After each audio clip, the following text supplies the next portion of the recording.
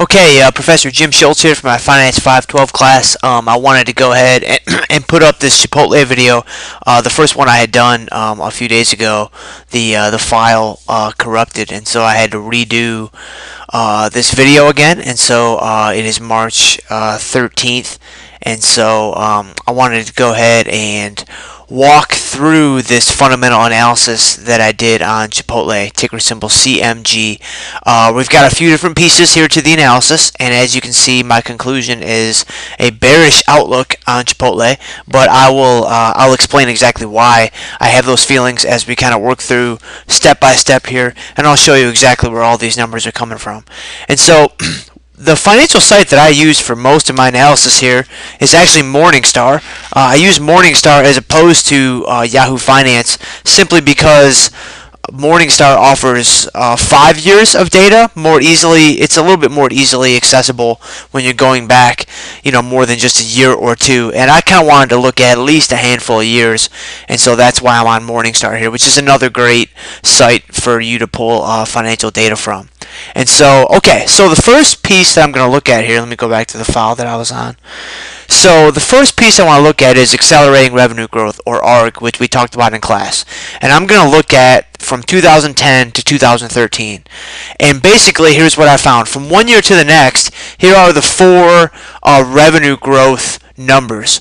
21%, 24%, 20%, and 17.7.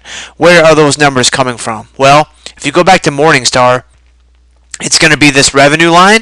It's basically going to be these 5 numbers right here, where I'm simply taking the percentage change from one year to the next. So this is the first number, this is the second number, this is the third number, this is the fourth number. Just a simple new minus old over old calculation. And when you go back to this file, what you see here is in 2010, 2011, the revenue growth was accelerating, it was picking up. But now what do you see? Now you see decelerating revenue growth, which, accelerating revenue growth is terrific. Decelerating revenue growth is not terrific, to put it mildly. And so that right there is pause for concern. So when I first looked at that, I went into this analysis, with an open mind. I didn't go in thinking, all right, I'm going to look for reasons to be bearish on Chipotle, or I'm going to look for reasons to be bullish on Chipotle. That was not it at all. I just said, okay, Chipotle is, one of the stocks you guys have in your portfolio. And so I said, all right, I want to go and just do some good research. I want to see if the data tell me anything interesting and I can draw any definitive conclusions. And so that right there, that's not good. That is a bearish foundation in my opinion. Now it's only 5 years, 4 growth rates, and so the next step here might be to go even further back and try to find like a decade's worth of data just to kind of see what's going on. But most recently, things are not looking great. Okay, so let's turn to profit margin. So let's go back to Morningstar. So if we scroll down a little bit, here are your net income numbers. This guy right here. So here are your net income numbers from 2010 or 2009 to 2013. Profit margin, of course, is simply net income divided by revenue. Yeah, net income. For a minute there, I was like, "Am I mixing that up?" But no, it's net income divided by revenue, or net income divided by sales. And so this is going to be 127 divided by 1518. That is how you find the 2009 number. And so if we go back, that's how I found 8.37%. So what do you see? Again, things are kind of picking up in terms of the first few years here. 837, 975, tapers off a little bit to 947. They rebound to 1018. Now they're at 1017. And so once again, this is not. It's not outstanding. It's not as bad as the decelerating revenue growth, but that is a pause for concern. So that is something where I'm going to want to see what the next number is. I want to see what Chipotle can post for this next year, which would be 2014, and we've kind of just got going in 2014. But from a profit margin standpoint, I kind of would put a question mark next to this. Pause for concern, not super positive, but not nearly as negative as the decelerating revenue growth.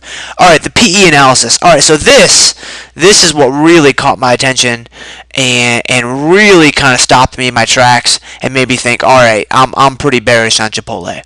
Okay, so let's go back to Morningstar. So now I'm going to click on the Valuation tab. This is where you can get some valuation metrics about Chipotle. And this is where I got all those numbers from. Super easy to find, right? Just really, really easy. And I basically just peeled off all the numbers here in this top row. This guy right here. Whoop, I just highlighted everything. So these four numbers. So Chipotle's price to earnings ratio is 56.2. So that means you've got to pay $56 for every $1 of earnings you want back in the company. The industry average, which Chipotle is obviously in the restaurants industry, the industry average is only 29.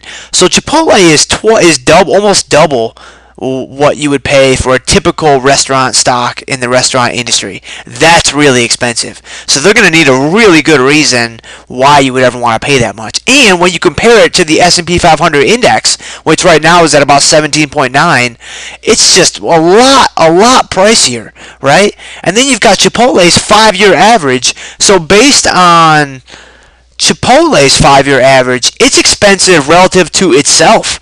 So we've got a really expensive stock on our hands.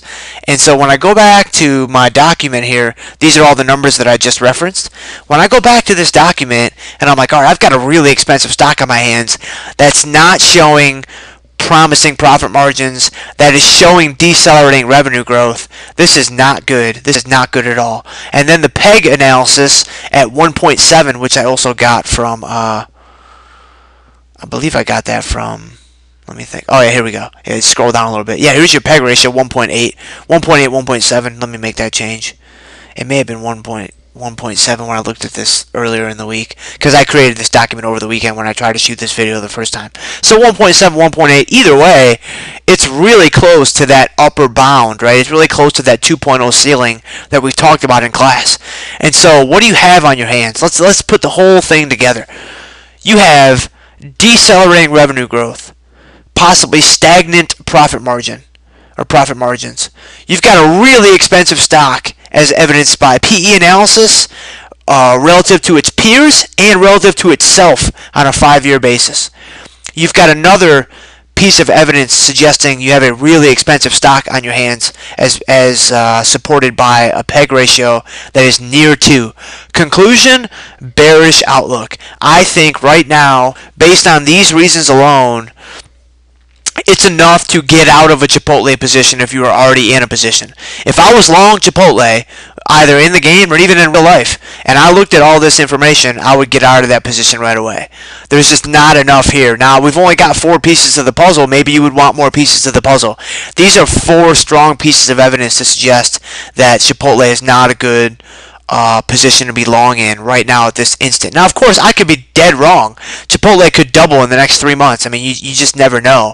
But right now, this would be enough to get me to exit a long position. Now, is it enough for me to establish a short position? Probably not. I probably would want to see, I probably want to listen to Chipotle's next earnings call, kind of maybe even let 2014 play itself out so I can add some more numbers to this puzzle before I went short. But it might be enough to use options. It might be enough to do a long put in Chipotle right now, or maybe a put spread to cut down on the cost a little bit, because I think Chipotle could be due for a pullback. And if I'm not mistaken, I don't have the chart in front of me, and I don't really feel like pulling it up.